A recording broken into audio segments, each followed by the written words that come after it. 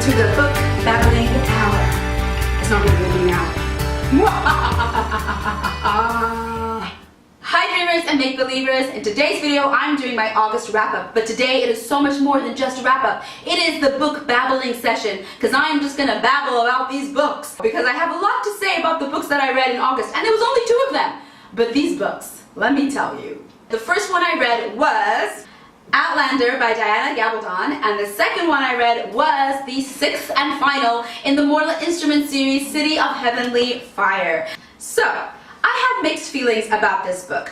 I think it is the most wonderfully written book I've ever read in my life, and I actually felt like I was walking through the Scottish Highlands. Like, her description is fantastic. You are actually taken there, and the way she describes the characters, the way they interact, you know these people inside and out. It's all very authentic. The description of the location is so authentic, like you just want to get on a plane and go to Scotland and walk in the Highlands, in the moors, and in the fog, and see the stones. It is just so incredibly written. So for the writing, I gave it like fully a 5 out of 5.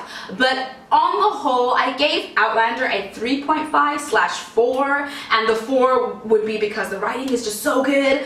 But I have mixed feelings because there are things that happen that I'll be discussing later in the spoilery section that I don't necessarily agree with. I don't agree with the way that some of the characters interact with each other. I think that a lot of the stuff that the main character Claire says is a little bit contradictory. She seems to I mean, she is very conflicted through the book, but I feel like some of the things she says or does, you're just like, why? Why are you doing this? And I don't know if that was designed intentionally to make you be like, Claire, what are you doing? Or if it was like just that Claire's just not that bright. Or not that bright, I didn't click with Claire as much as I thought I would click with Claire. Click with Claire, click with Claire, click with Claire.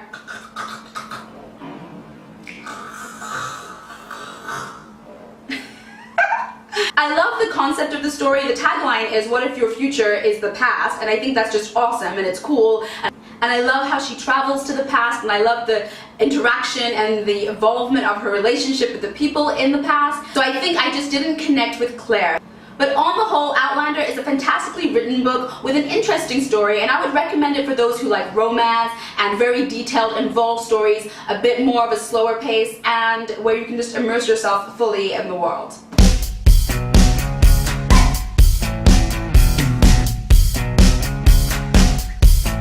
Okay, so as I said, there were some things in this between Claire and Jamie that I didn't agree with. And I actually described it to one of my friends as a fantastically written 50 Shades of Grey, where Grey is a Scottish Highlander. So one thing that I didn't agree with was the beating scene. Like, she defies him, and so he gets to beat her with his belt, and he's like totally loving it, like, yes, feel the pain, and she's screaming and can't walk and can't sit, and like, it's just like, it's okay. And I get that in those times, yes, okay, women don't defy your man, but I feel like she did defy her man, because she's not from that time. So why is she then okay with being beaten? And I guess, okay, she wasn't okay with it, but then she totally, like, she accepts it, and I just feel like, no, that's when you run for the hills because the guy just beat you. It's not okay. It's not okay. So that I just didn't get or agree with. It just no.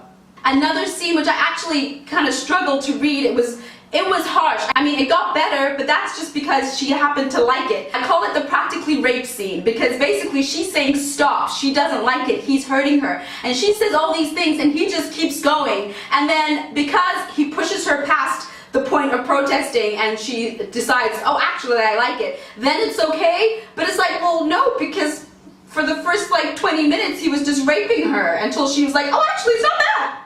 Yeah. What? No! Again, you run for the hills. This is not okay. And then on how I felt that Claire was a little bit contradictory sometimes. So one of the things that stuck out to me is when they're fooling around and then those 2 guys show up and they're gonna rape her while Jamie watches, and that's horrible.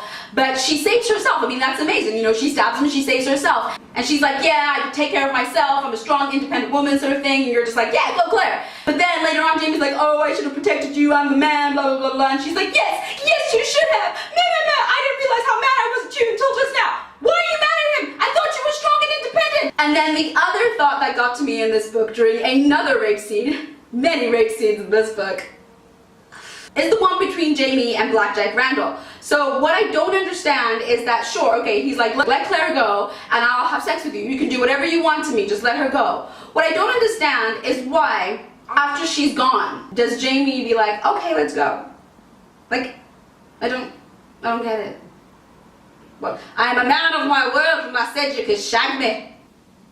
No, no. Like Jamie's like, okay, like I'm gonna be executed tomorrow. I don't care what happens to me. Just let her go. You can rape me if you want. Fair enough. But then once she's gone, he's gonna execute you anyway. Like, why let him rape you? Like, whether you let him rape you or not, he's gonna kill you. So just let him kill you. What?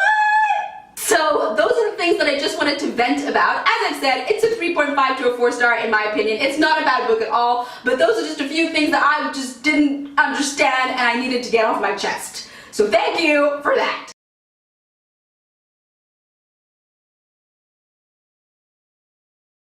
Until next time, I'll see you.